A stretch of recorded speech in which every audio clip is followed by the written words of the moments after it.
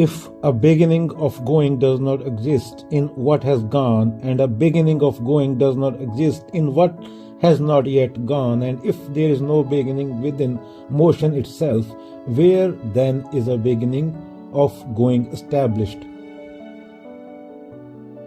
नागार्जुन बोल रहे हैं चलना है, मोशन है, नाम की चीज असली नहीं है। तुम कहते हो अब चलना शुरू हुआ।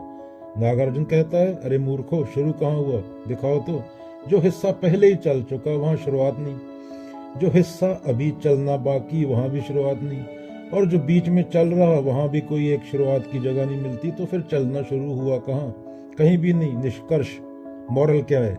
चलना दिमाग की कहानी, असलियत में ना कोई शुरुआत है, ना चलना, ना चलने वाला।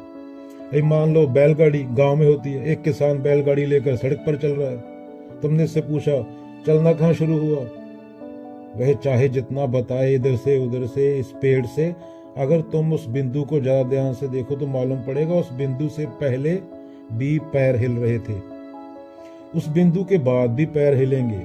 कोई एक साफ स्टार्टिंग पॉइंट मिलता ही नहीं। शुरुआत इज इक्वल टू तुम्हारे दिमाग की रेखा, असलियत लगातार बहता हुआ आंदोलन जिसका कोई पहला पल नहीं। उदाहरण एक और ले लो, पंप से पानी निकालना।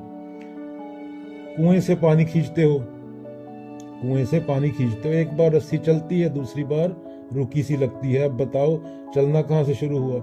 जब तुम शुरुआत खोजोगे तो हर जगह मिलेगा रे, इससे पहले भी हल्का हिल रहा था और इसके बाद भी हिल जाएगा। कोई एक ठोस यहाँ से शुरू नहीं मिलता। क्यों? क्योंकि चलना कोई चीज नहीं, एक नाम है, एक थॉट है, एक विचार है।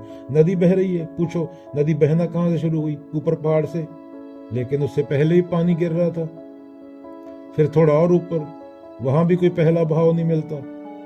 नदी बहना लगातार बदलते हुए पानी का खेल। शुरुआत तुम्हारा दिमागी नक्शा, तुम्हारा विचार।